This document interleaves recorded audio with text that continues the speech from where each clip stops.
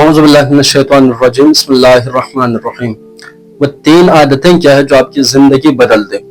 پہلی چیز ہمیشہ سچ بولنا، یعنی جو انسان سچ بولتا ہے وہ کبھی بھی نقصان میں نہیں ہوتا۔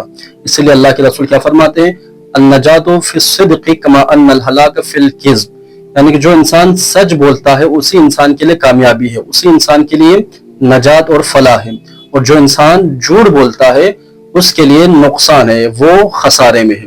اسی طرح قرآن کی آیت وَكُونُوا مَعَ الصَّادِقِينَ، یعنی ہمیشہ سچے لوگوں کے ساتھ ہو جانا، لہٰذا انسان خود سچا بن جائے اس کے بعد سچے لوگوں کے ساتھ رہ سکتا ہے۔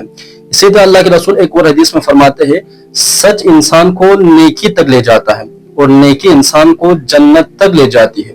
اس کا مطلب یہ ہے کہ جو انسان سچ بول لیتا ہے اللہ اسے نیک کام کرنے کی توفیق عطا کرتا ہے، اور جس انسان کو نیک کام کرنے کی توفیق مل جائے اسے جنت بھی مل جاتی ہے۔ دوسری عادت اللہ کے بارگاہ میں شکر ادا کرنا ہے، یعنی جو انسان شکر ادا کرتا ہے اس انسان کی زندگی میں ہمیشہ سکون ہوتا ہے۔ شکر ادا کرنے کا مطلب فقط زبان سے الحمدللہ کہنا نہیں ہے، بلکہ اللہ نے جو نعمتیں ہمیں عطا کی ہے ان نعمتوں کو صحیح ڈائریکشن میں، صحیح راستے میں استعمال کرنا ہے۔ قرآن کی آیت لَإِن شَكَرْتُمْ لَأَزِيدَنَّكُمْ، جو میرا شکر ادا کرتا ہے میں اس کے لیے اپنے نعمتوں کو زیادہ کر دیتا ہوں۔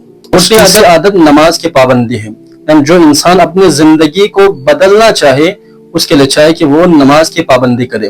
اس لیے قرآن کی آیت ان الصلاۃ تنہی عن الفحشاء والمنکر، نماز انسان کو بے حیائی سے اور برے کاموں سے روکتی ہے، یعنی کہ جو انسان نماز پڑھتا ہے پابندی وقت کے ساتھ اس انسان کو وہ نماز بے حیائی سے اور برے کاموں سے روکتی ہے، یعنی کہ وہ نماز انسان کی حفاظت کرتی ہے۔ قرآن میں ایک اور مقام پر ارشاد ربانی فویل للمصلین الذین هم عن صلاتهم ساہون، یعنی کہ ویل ہو، افسوس ہو ان نمازیوں پہ جو نماز کو ہلکا سمجھتے ہیں، نماز کو غفلت سے پڑھتے ہیں، نماز کو سستی سے پڑھتے ہیں، یعنی کہ نماز کو اہمیت نہیں دیتے، ان نمازیوں پر بھی ویل اور افسوس کیا گیا ہے۔